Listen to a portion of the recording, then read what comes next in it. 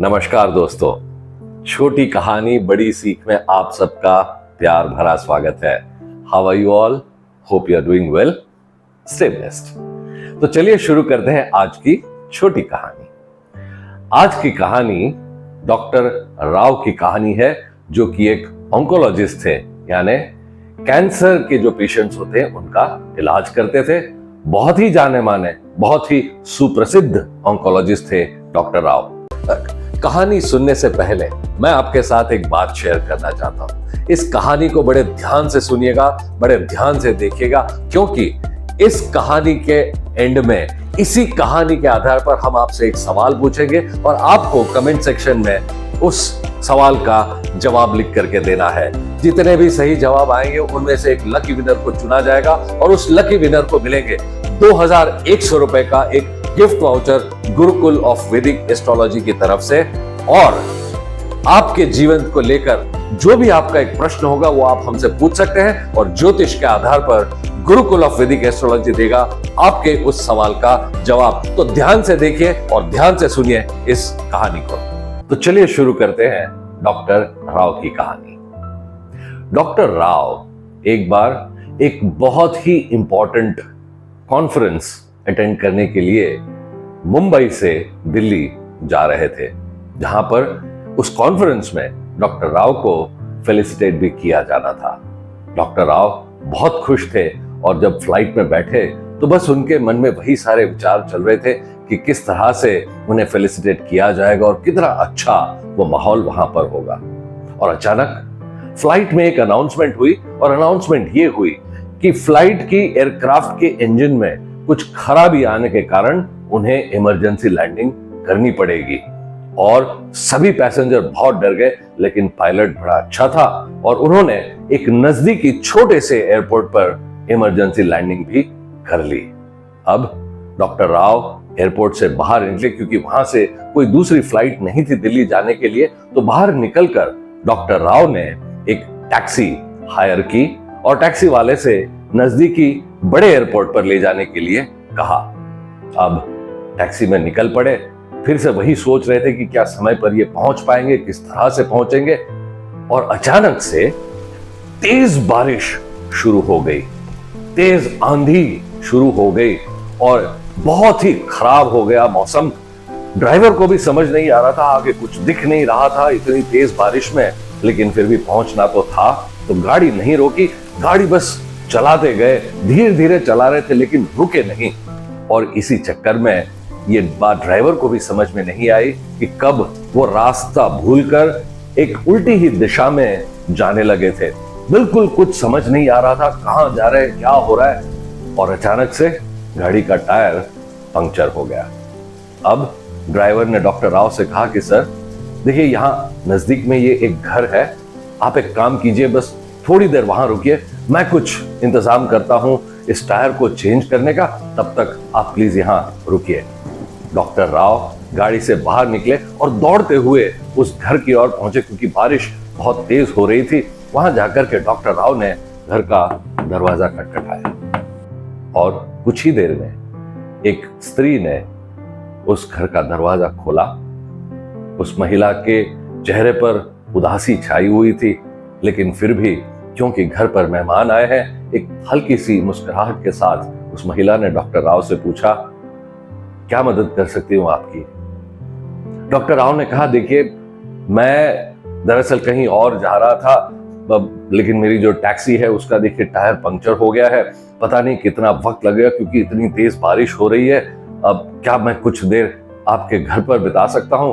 क्या यहाँ थोड़ी देर बैठ सकता हूं? और उस महिला ने भी कहा, हाँ हाँ अवश्य, आइए, अंदर आइए। महिला डॉक्टर राव को अपने घर में लेकर के गई। डॉक्टर राव वहां एक सोफा पर बैठ गए।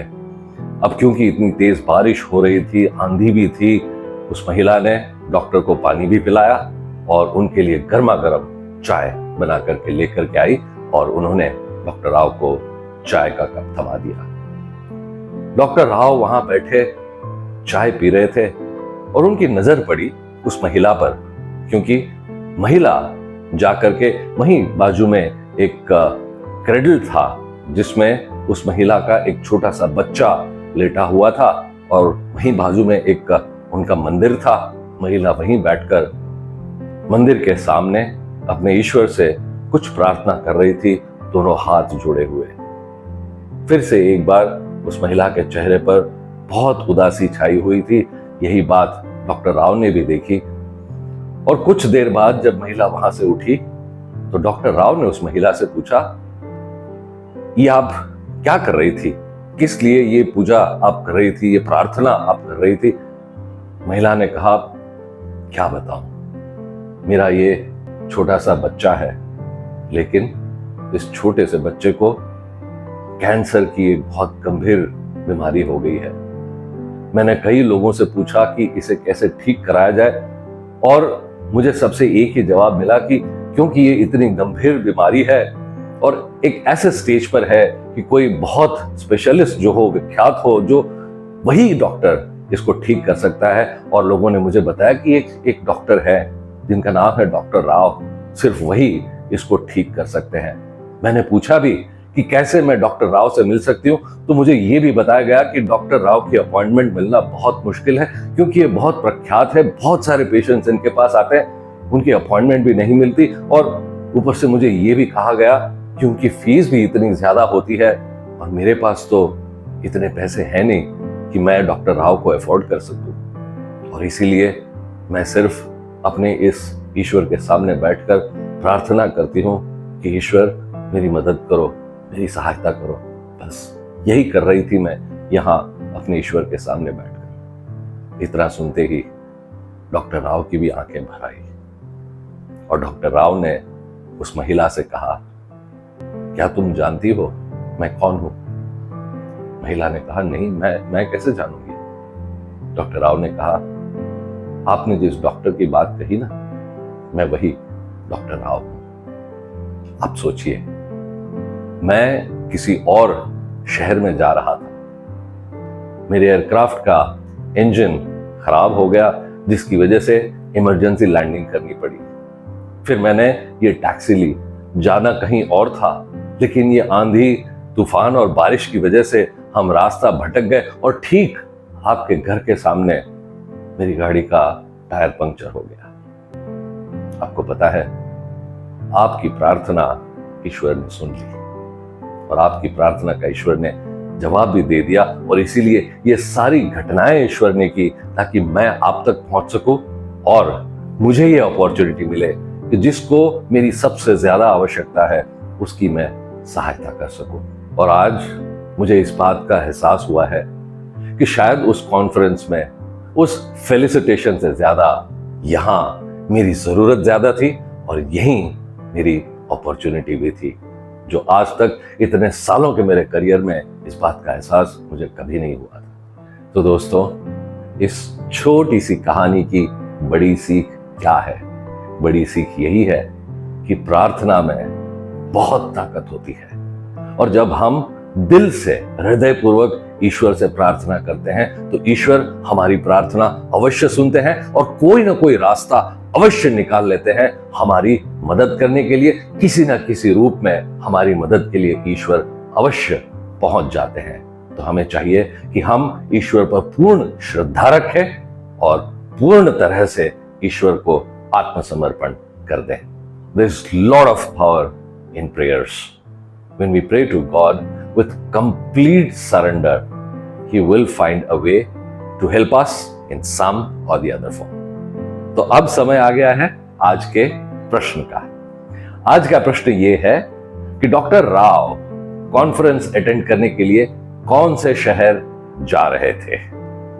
तो आपके जवाब कमेंट सेक्शन में अवश्य लिखिए और इस कहानी को ज्यादा से ज्यादा लोगों के साथ शेयर कीजिए। पता नहीं कौन से ऐसे लोग हैं जिन्हें शायद इस कहानी की बहुत ज्यादा आवश्यकता हो, इस विचार की बहुत ज्यादा आवश्यकता हो। तो प्लीज ज्यादा से ज्यादा लोगों के साथ इसे शेयर कीजिए और हम आपसे फिर मिलेंगे एक नई कहानी के साथ अगले सप्ताह। तब तक के लिए please take good care of yourself. नमस्कार।